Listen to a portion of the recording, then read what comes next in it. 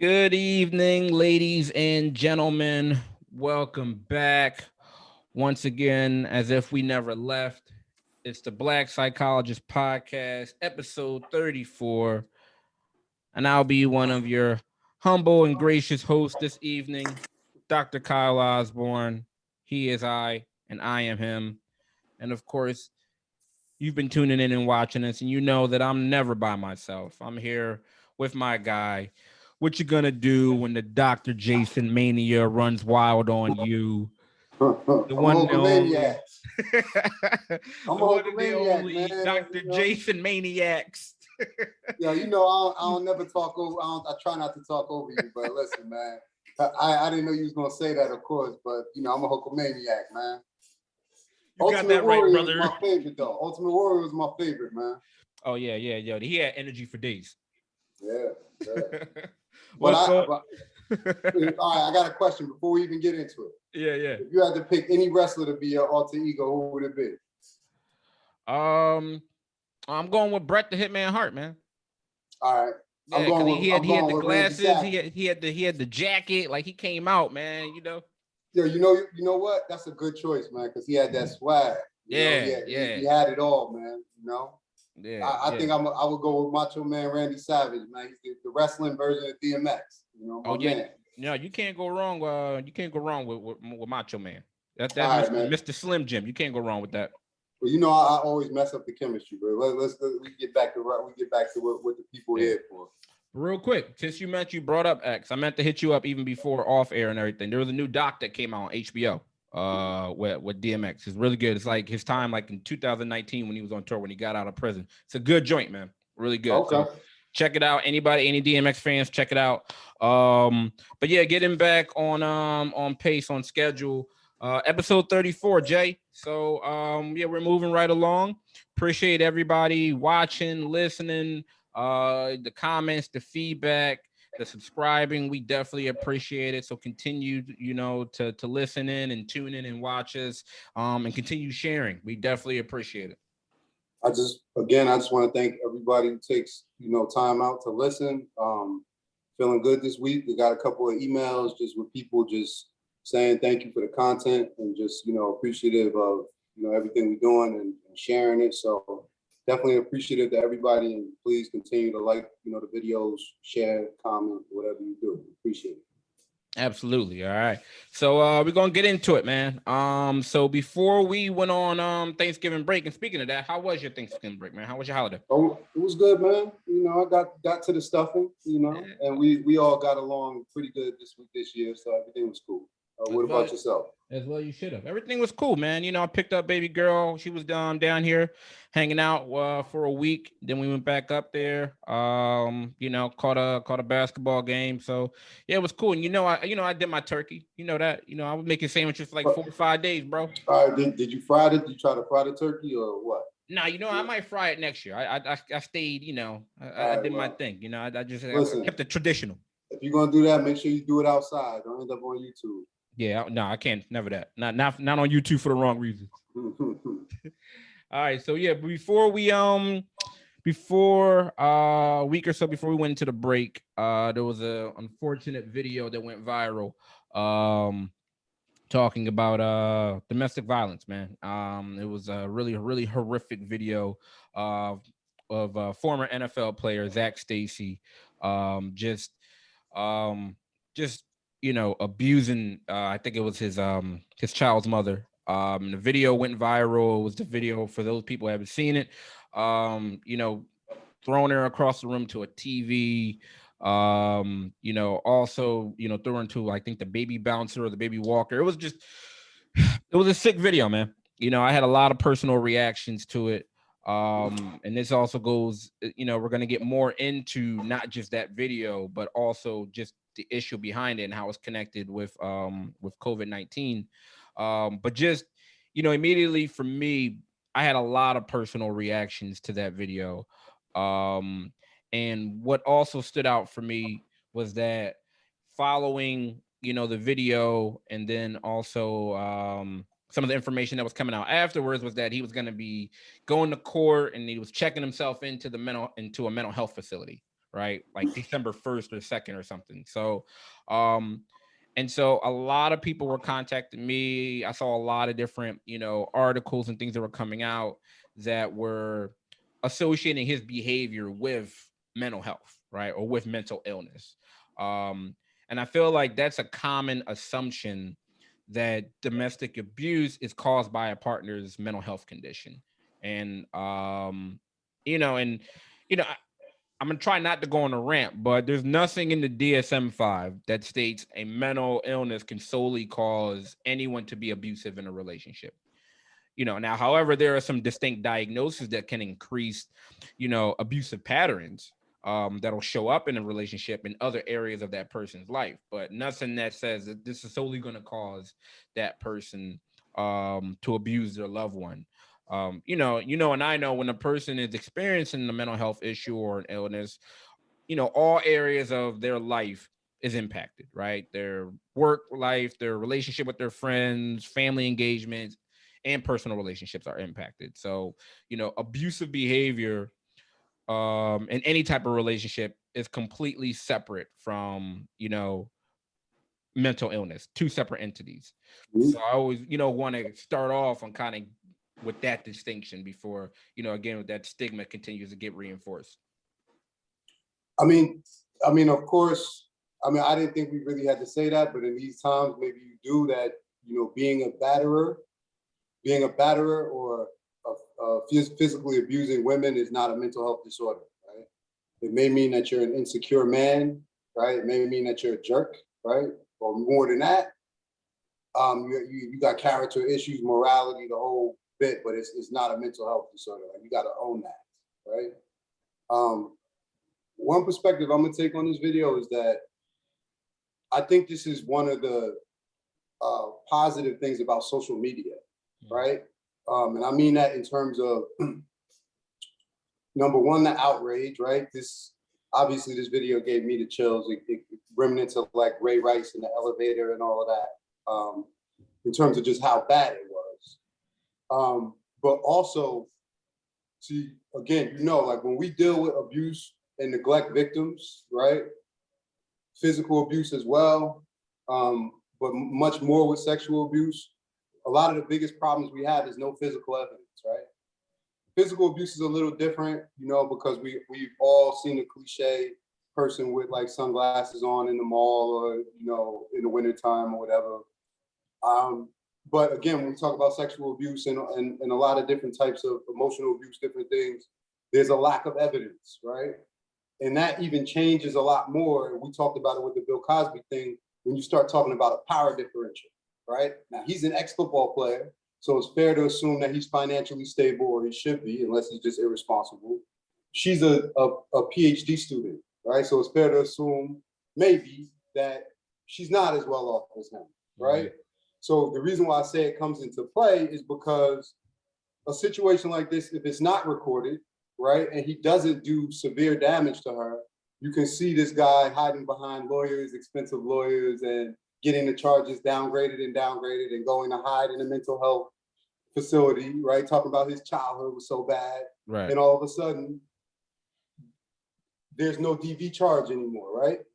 And here you have her, as a result of this situation, saying that she's experiencing symptoms of PTSD and now feeling empowered enough to report that he's been abusing her since the baby was inside of her, right? So because of that, I'm gonna say that this is one of the good things about social media, right? Because when this video goes up, the authorities got to do something, people are outraged, and you can't deny it happened.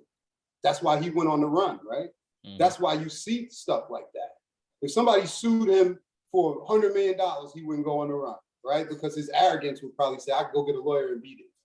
When you see that type of behavior, you're talking about somebody that's scared, number one, right? It feels like finally there's a situation that's out of my control.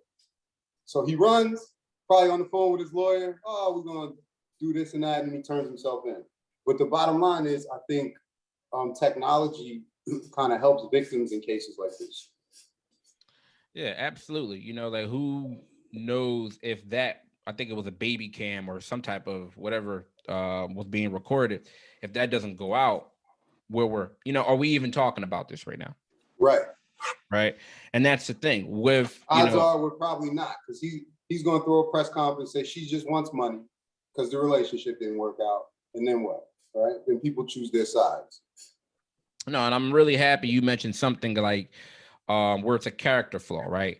It's whenever you see that type of abuse in any type of situation, like that's a value system, right? Your value system is unhealthy. That's not their psychology, right? It can appear as it's a mental illness, when the person gets upset and they're using like any type of physical or verbal abuse. But you got to look at it, right? If we really step back and take a look at it, like if this abuse were caused by mental illness, then that same person, say if we're talking about him in the case, that would be a situation where they'd be yelling and hitting everyone, right? It wouldn't be a situation where they're just, they're you know what I mean? They're just focusing on like his baby mom or whatever the family, right? Yeah, it would be everywhere if it was mental illness, right?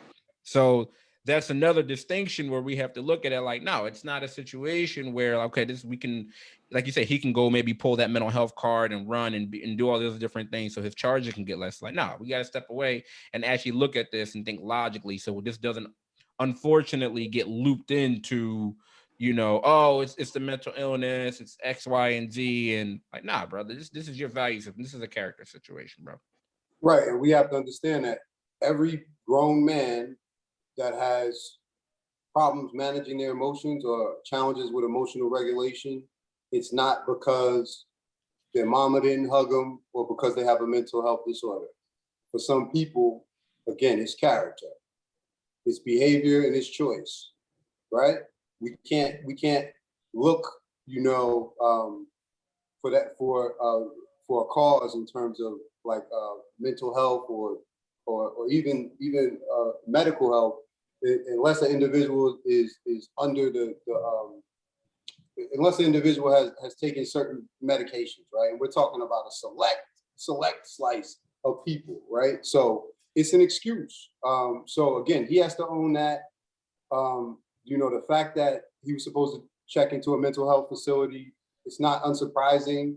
We see celebrities do this all the time, but it doesn't distract from the fact that, he has to own this. And, it seems like, not to make light of this situation, it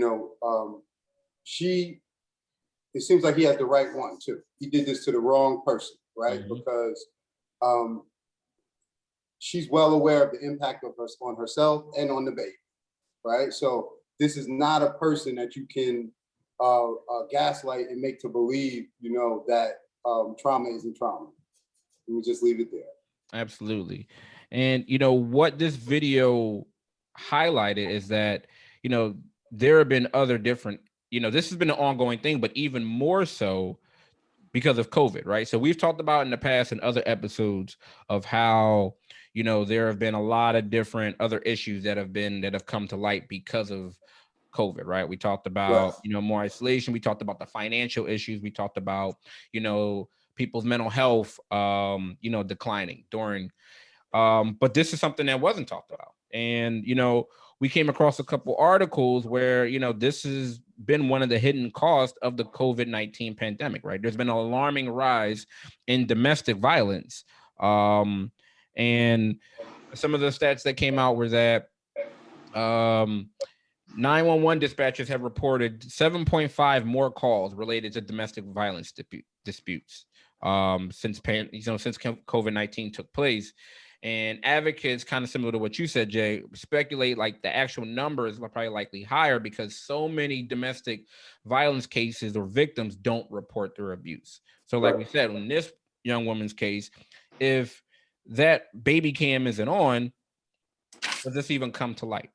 Right. There was another one, according to the American Journal of Emergency Medicine, they said domestic violence cases have increased by 25 to 33% globally since 2020. And they said pregnant women and women with infant-age children are also at higher risk for domestic violence. Right? Sounds very familiar to what this young lady reported. So what do you think, reading through these articles, what was your takeaway and what do you think is contributing to this? I mean, listen, I don't know the cause. I would just tell you right now, I don't know. When you kind of look at just the problems in families that families have been experiencing during COVID, some of it is financial stress, right? People out of work, you know. Some of it is the reorganization of like schedules, right? People having to spend more time together that they haven't. Um, you know, some of it is people not having access to their normal coping skills, whether that be the gym or adopting maladaptive ones such as substance use, right? But none of it is an excuse, right, to hit your partner in the face or in the body or emotionally abuse them or whatever, right? We're supposed to find new coping skills. That's why at the beginning of this, when we first started talking, I believe like the first or second kind of show we did, we were talking about COVID, and we were talking about if at the end of this pandemic you have the same skill set as the beginning, you know, then congratulations, you've wasted 2 years, right?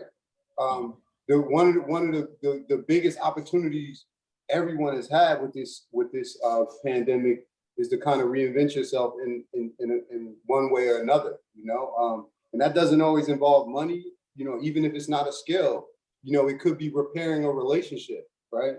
It could be checking in with somebody that you know is home a little bit more than you had before. So again, I don't know what contributes to it.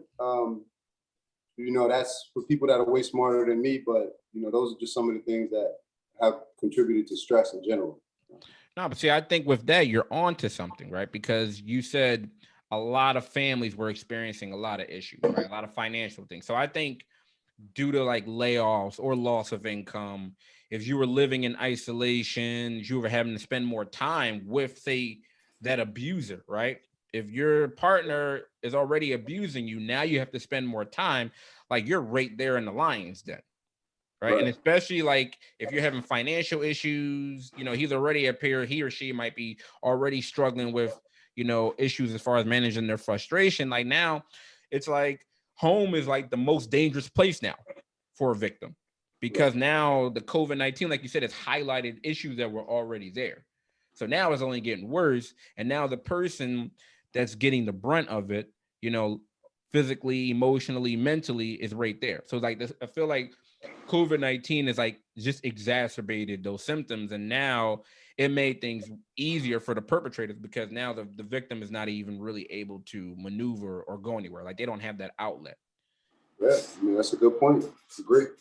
So, you know, it's tough. You know, it really is tough because, you know, as you know, the impact is that as the victim, you're like the only person that's seeing like this behavior, right? Especially like it's just like in house, like the behavior is just like isolating for the victim.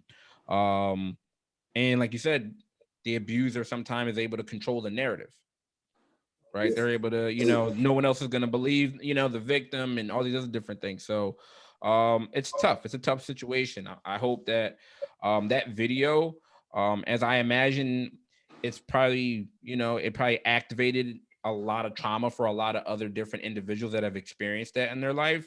But like you were mentioning, I hope that it also brings to light one, not just for his particular situation or their situation, that other people speak out, because sometimes, you know, there's power in seeing someone else go through something where, you know, now that's strength for numbers, right? More people start to come out, some people gain that strength over somebody else's story because you're seeing her fight back, right? You're seeing her talk about her story and it's getting out there. So you know, I'll end off with this. I'm hoping that one, more people, you know, reach out and find some of those resources and stay safe. You know, as we continue to go through this pandemic, because the pandemic's not over. And to anybody listening or watching, you know, even if a person does have a mental illness, that's not an excuse for abuse, like you said earlier, Jay. You know, abuse is a choice, um, which is, you know, you're trying to maintain some type of power or control over somebody. So if a partner is abusive, regardless whether they have a mental illness or not, like they don't have the right to treat anyone in that manner. And, you know, it's a situation where that needs to be addressed separately if that person even does have a mental illness. So, you know, I'll end up off on that, and I hope, you know, justice is served in their situation. All right. So something else that was also, you know, trending last Friday. Minnesota Vikings defensive end Everson Griffen announced that he has bipolar disorder in an Instagram post. All right, so I'm gonna read his post. All right, he says, "It's true, I am bipolar. I will embrace it, and I will be an advocate for mental health. I've been running from it from a long time, and I'm not ashamed of it anymore. It all started when my mother passed away, and I went into a dark place. Thought I was great for many years. I promise this time I will do everything the experts say. And my wife, I love my family. I miss my friends. Thank you all for your love and support, but mostly all, thank you for all your prayers." All right. So this comes off the heels of an incident that occurred when which he was transported to a mental health facility last Wednesday, after he refused to come out of his house, following like a series of like concerning posts that he made on Instagram, including one in which like he like held a gun. He said people were trying to kill him. Like his mood was very elevated. Like, you know, his he was like pacing. I think he had called 911 like shortly after like 3 a.m. And was said someone was in his home and some that he needed help from the police, and he had fired a couple shots, I think. And so that's where all of this stems from. So luckily, unfortunately, law enforcement and other Vikings team personnel were on site and in communication with him later that morning. And he eventually came out of, and I mean, he came out of his house without any incident. And then later that afternoon, he was taken to the mental health facility.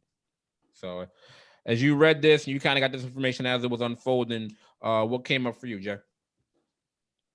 I mean, listen, it's a sad situation. Um, Obviously it was shocking because he's a high profile person. Um, but he's not the only high profile person, right? To have like a manic episode. Definitely not the only one. I don't want to single out specific people. But I will say this. I got to give him credit for making the post, right? Because bipolar disorder is one of the most stigmatizing mental health disorders that we have, right? And it's also one of the most challenging to manage for the patient and for the provider, for a variety of reasons, right? And I just want people to bear with me, right? Because when we talk about mania, sometimes it could demonstrate itself as like, somebody who's extremely animated, somebody that has a lot of energy, or it can also, kind of play out the way we've seen this situation with somebody that is aggressive, right? Or internally focusing their aggression on themselves and suicidal threats and different things like that. So I just want to say that before I say it's one of the most difficult disorders to treat because there's often a lack of insight, of course, when the person is manic, so they don't want help, and when you're talking about the animated person, right? I'm not saying Kanye West, but Kanye West-ish, right? Allegedly. That feels good to a lot of people, and that's one thing, a lot of people don't understand, like when somebody is manic and they have resources and they're spending money and they're driving 100 miles an hour and they're having sex and going on shopping spree, it feels good to them, So that's what I mean, like in terms of the lack of insight, and flip that all the way 180 degrees and take that same person and make them irritated and annoyed. Neither one of those people want your help, right? And that's probably why ultimately, well, not probably, but that's why ultimately, they become a risk to themselves or other people, right? So I would just say that I'm glad he's willing to accept the help now, and when we deal with patients that experience like manic episodes, it's best not to stigmatize them and just support them, right? Because we have to realize that when a person is manic, like that insight is just not there, So you can't hold people to things necessarily, that they're doing when they're in a manic state, right? This is different than Zac Stacy, right? Way different. So that's kind of all I'm gonna say, and I'm gonna leave it alone. This mental health disorder is personal to me. I'm not personally diagnosed, but it's close to me. So when you know people that struggle with this, it makes you sensitive to the experience and how difficult it is to provide the treatment. How did you feel when you saw this, man? The thing that stood out for me, and you mentioned it, I'm gonna tease it out, was the stigma, because all throughout with his post is self stigma, right? Like, he talked about the shame, right? He talked about not being ashamed of it anymore. He talked about, thought I was great for many years. And that's what happens. Not only the stigma of one bipolar disorder and how that gets labeled or associated with crazy, but then there's the self stigma that a lot of people struggle with and experience, right? So you're talking about that self stigma just around mental health and how that starts to manifest just negative attitudes, that internalized shame. And he talked about not being ashamed of it anymore, about living with a mental illness, or about their condition. And that manifests, man, when you start to have, or when people start to experience that self-shame, that's what gets in the way of treatment, right? You either fear treatment, you're ashamed of it, you're embarrassed, and you keep a large number of people, some people that are supportive, because he talked about it. He said the experts, he talked about his wife, right? He's going to listen to them now. And that's what happens, right? Out of those feelings, you're reluctant to either believe in treatment or want to even engage in it. So, and I can't imagine what that's like. Like you said, it's close to us because we either have family members or we treat, right? We treat our clients, we treat our patients. But I can't imagine what it's like having that shame of who you are, and having that shame of what you're suffering, and then you have to suffer, which then creates a vicious cycle of more suffering, right? And then a lot of times it's like that your perception of what you're going through might also be off, right? It might be a situation where, like he says, I thought I was good for many years. And like you've heard it before, even from some of your clients, where where they chalk it up or they minimize what they've been experiencing until, I just need to get some sleep, right? I'm just tired, right? All these other different things. So I'm happy, because that was something that really stood out, was that, yeah, this guy, it appeared, I don't know him, but it appeared that he was experiencing a lot of self-shame that was kind of prohibiting and getting in the way of him getting that help. The other thing is that I was happy that not only law enforcement was there, but the personnel, there was the Vikings team psychologist was there, right? So you see the difference when you actually have someone that, and I don't know how familiar he was with, with Mr. Griffen, with his, with his situation, but it's a big difference, as you can see, when you actually have mental health personnel there, right? That will be in contact, that can talk to him. And I don't know how things played out, but results in situations usually tend, to end in a more positive manner, in a safe manner for the person that's experiencing the crisis. Right. I'm happy that, the psychologist was able to be on site, and that, it happened without incident. And, he has the opportunity to educate others about mental illness.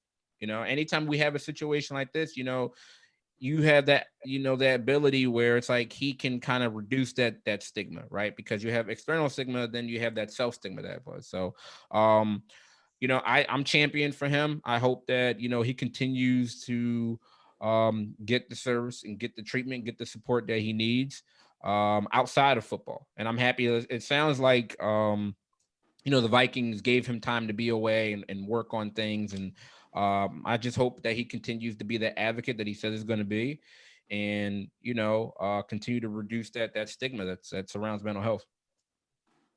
Yeah, man. Again, most importantly, I'm just glad that it resolved itself, without anybody being hurt. Absolutely. So we're seeing that a lot, Jay. We saw the Eagles player. We got, it's a lot. It's coming out, man. So it's definitely something to continue to watch. All right. Music artist YG is making sure that folks in his community are getting the proper care that they deserve when it comes to maintaining their mental health. All right. All right. So YG recently, his telehealth vans teamed up with NFL running back Todd Gurley and Dion Rambo. I think I'm saying that right. Co-founder Dion Rambo. And they came up with telehealth van. Okay, so this is a service that they created for people in inner cities, and it works like you basically don't have to leave your house, right? So if you're having like a mental health situation or you have doctors that you need to talk to, the van actually comes to your location, and you get in the van, and it's basically like doing a Zoom call. Um, you're able to see your mental health worker or your physician over the screen, and then you have your session, right? Sounds pretty cool.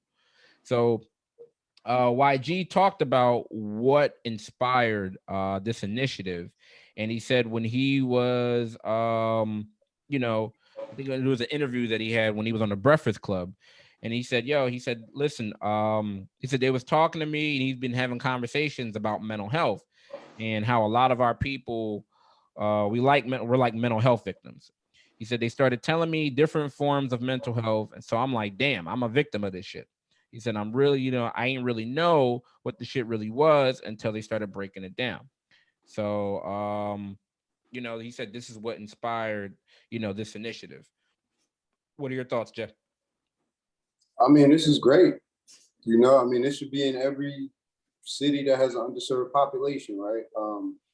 It's a big solution and a simple solution to a great problem, right? Because when we talk about like underserved populations, there's mainly three barriers. It's going to be access to quality services, transportation, and insurance, right? And this takes away two of those big problems: access and transportation.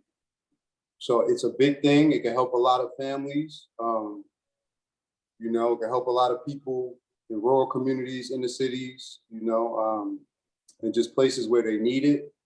The only other thing I'll really say about this article is that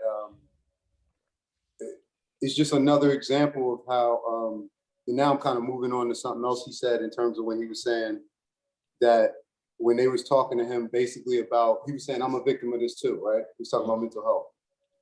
People have to understand that trauma is not just, and I'm not directing it at him, I give him a lot of credit, but trauma is not just being in a tsunami, right?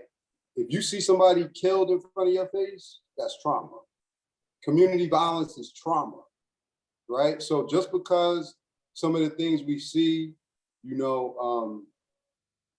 we brush them off as normal, we got to understand that we do internalize them and we do deal with them, right? And again, it's funny because I don't know if we've ever talked about this, right? But when I went to school in DC, right? So when I was in school, I was living in a certain area off campus, and I seen somebody get murdered outside my window, right? This is a long time ago, right? But at the time, I'm gonna be very honest, like the murder rate in DC has always been off the hook. In DC, they've always played with guns. So you always hear about people getting killed, whether we're going to school there or not, or whether we don't have to be in the streets there to know what's going on in the neighborhood that you live in. You know what I mean? So it's very regular. It's like certain cities, DC, Baltimore, there's certain cities where it's common. So I only say that to say that I didn't process that. I saw somebody put 6 bullets in somebody probably 30 feet away from my face, and then watch the man walk up and make sure he was dead before he walked off. I was more concerned about retribution for me seeing it, right? And I got up the next day and I went to class and I minded my business. And it may be a cowardly response, but at 18, 19 years old, I was more worried about my life. No, that's right? Self-preservation, bro. Right. But I only say that to say, I didn't think about going to no therapist. I shook it off as to like, this is what goes on, right? Because it didn't matter if it was the first time I had seen something like that. I had majority of people I known had seen things like that. Or a lot of them, not all of them, but a lot of them. So I only say that to say, like, we have to recognize that things that we look at as normal are not sometimes, right? And that is me going to another state to see that. Imagine if that happens outside your building once a year, once a month. You know, community violence is real. But what did you think? And that was the part, like what he said about like he didn't know, which I feel like is even more important, right? Because absolutely getting people to their appointments, getting folks, the transportation aspect is crucial, because that's definitely something that's severely like lacking in a lot of marginalized communities. But it was the mental health literacy part that really stood out for me, because we don't know, right? Like you said, we're just kind of desensitized to a lot of different things that we see, and we don't realize that we are a victim of it, right? We don't know what trauma necessarily looks like. We don't know what the depression or the anxiety, we don't know what those symptoms look like. We just kind of continue moving forward. And then when it manifests in so many different variety of behaviors and symptoms, right, that's when the issues start to arise. Or by that time, sometimes it's too late, because we might have gotten arrested, we might have, all these other different things might have taken place. So I like that aspect of the mental health literacy aspect of it, because I believe included in some of the services that they help them fill out, like some of the mental health, like the billing and some of the other different aspects that a lot of people tend to struggle with, right? They're giving them an education about, okay, this is what depression is, this is what anxiety looks like, this is what all these other different things that we unfortunately in our communities we don't know, right? Or some things we're just not going to address because of, we have to, self-preserve ourselves, or we have to kind of continue going about our business. So that was a thing that I'm really happy that he acknowledged it, because a lot of people may not feel comfortable saying that they don't know what depression is. They don't know what trauma is. I didn't know that I would, what, what Yo, this my brother, like. what you just said is gold. A lot of people, especially when you talk about people of color, are caught in survival mode. Some people in survival mode for their whole life, right? They don't, which means that processing trauma, nah, you ain't got time to process trauma if it's gonna keep coming. Exactly. If I live in an area where people getting shot every day, sitting around processing somebody getting shot on Monday, when on Tuesday it's going to be a different type of violence. It's going to hit different, for lack of a better term. And so what you said is gold, man, because a lot of us culturally, I'm talking about now, not me specifically, are walking around living in survival mode, right? And for some people, that's going to mean, think about fight or flight. For some people, that's going to mean that they're going to be passive and avoided and timid. And for some people, that's mean that they're going to walk around in a state of aggression and irritability, right? So when we see people, it's hard to do, you know what I mean? But we got to start considering the whole picture, because it's very hard to do. Like, it's easy to listen to it from YG, right? Because we respect YG, we like his music, he has a platform, he's someone a lot of people look up to, but there's millions of people, okay, that are experiencing, that are having just the outcomes, like they're experiencing just the effects, and we're treating them, like they're the problem, right? Whereas if you put a lot of us, in some of those situations, we will react the same way or worse, but we might not survive. Exactly. So what I also liked is that he has the support of the city, right? So the support of the city has been fully behind him, and that makes a big difference, right? It's a big difference between whether you're your own entity and you're doing this, you're supplying, you're financing all of this yourself, or when you have like the mayor is supporting you, right? When you have the city behind you, because now you have more resources, right? Now you can make more of an impact. Now you have more advertisement, right? Now it's the information is getting out there. So, I'm happy that that he was able to partner and the city is behind him. And this is great, man. Like he wants to continue to expand this into different areas, and just he wants to continue to grow, because this is a glaring issue in healthcare. And so like he's single-handedly addressing a lot of those particular issues and barriers that we experience in healthcare. So shout out to him, man. Continue to champion him, and wish him way more success with this endeavor. Definitely. Agreed. All right, Jay. So, what does a typical hug look like for you? All right, like are you giving like the bear hug? Are you giving like the church hug, but your butt is sticking out? Like what you know what I mean? You giving the side? Like what Listen, the typical hug from Dr. J look like? Circumstances matter, right? So if I see you, I'm gonna give you the bro half hug. You know Yeah, what I'm saying? I'm the gonna give you shoulder. the Yeah. pounding and the pulling, the Yeah. half hug. You know what I mean? Okay. If I see somebody that if I see somebody who let's say they're a female and they're familiar, right? But it's like your wife or my brother's wife, I'm gonna give them the side hug, probably. Like, hey, how you doing? Yeah, All right. right. If I ain't seen somebody in a long time, I'm gonna give them the bear hug.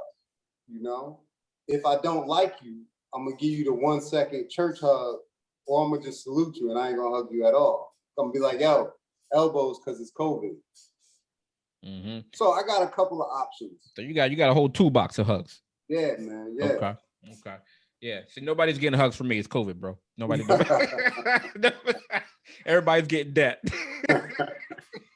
Yo, man, I ain't mad at you. Yo, listen, bro. It's a cold world out here, baby, but it's even colder with COVID, man. I ain't mad at you. You know, I'm vaccinated, brother. I feel like Iron Man. Go by, brother, but I'm not taking that chance. They got the what is it? The what's the new variant that's out? Omicron or something. Yeah, the Omarion joint. I don't know. The Omicron variant, right? I'm good, man. Yeah. So so a group of psychologists recently did a study of how long the perfect hug should last. Now, if you're listening and watching, you're probably asking why. Why would someone do a study like this? And I'm going to tell you why. Because we psychologists, we are scientists, and we are researchers. All right. And if something can be studied, measured, or quantified, guess what? We're going to do just that because that's what we do. All right. So, a group of psychologists at the Goldsmiths University of London have revealed key aspects of the ideal hug, right? Including optimal time length and the style of the squeeze. All right. So I'm going to break it down. All right.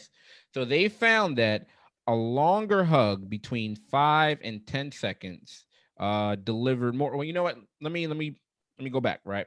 All right. This is how they did it. They enlisted 48 participants, all women, due to like resource constraints or whatever. So they paired them up and they had them hug one another at intervals of 1, 5, and 10 seconds. And in two different hugging patterns, either like the crisscross or the neck waist. All right. The former has each hugger entwined, the other in a diagonal pattern with the arm over the shoulder, and the other has the side around the side, and the latter sees the huggers with their arms around each other's necks and just over the shoulders. All right. So these volunteers, right, were also blindfolded to avoid visual feedback and influencing touch perception. So, following the sessions, the participants would then report how long the hugs left them feeling, like immediately, right? How long it left them feeling, like after the hug, and then after 3 minutes, the post hug, and then once more again at 6 minutes. And then they would use words like pleasant, arousing, under control, things of that nature, right? All right. So they found out, this is the results. They found that a longer hug between 5 and 10 seconds delivered a more positive aspect or impact, compared to the shorter ones. They also learned that arm positioning, whether it was crisscrossed or around the waist or over the shoulder, that didn't matter. All right. They found that 1 second hugs were regarded as less pleasant and under control than 5 or 10 second ones. All right. So, yeah. That's what happened. In another experiment, researchers observed hugs to be between 206 men and women, which prompted them to rate their experience from scale from 0 to 100. And they found out that the crisscross style was the most common approach between men and women. All right, what do you think about these results, man? As far as this hugging, how does it? All right. You interpret Well, listen. these results. All right. I'm gonna have to make a disclaimer first. Okay. All right. First is this. I agreed with the results, but I want to say this from the rip. I think hugs from certain people, it doesn't matter how long they are, right? So hugs from my mother, don't matter if it's a second long or 10 seconds long, it's gonna make me feel equally as good, right? So I think the only reason why I say that is because I think context matters, right? If it's that type of person. But when we talk about this study, I agree with the results because just anecdotally, right? Longer hugs, that's kind of how I've always kind of judged, I don't want to say how familiar, but I guess how fond of myself how fond of me somebody else is, right? Especially if we're talking about like a relationship kind of thing, or like a woman that I'm trying to get to know or something like that. Because if we're being honest, like pardon my one track, I don't hug a lot of men. That's just me. I just don't hug a lot of men. But that's your way in is the hug. Got it. Yeah, right. So anecdotally, it's kind of like if it's somebody that I'm interested in, the longer they embrace me, and the closer they embrace me, the more liked I feel, Whereas if it's a brief hug with not a lot of contact, I don't kind of feel that energy, So, and then that kind of matches up anecdotally, like what I do, right, in real life, because if it's somebody who I'm fond of, I'm going to kind of hug them and linger a little bit more.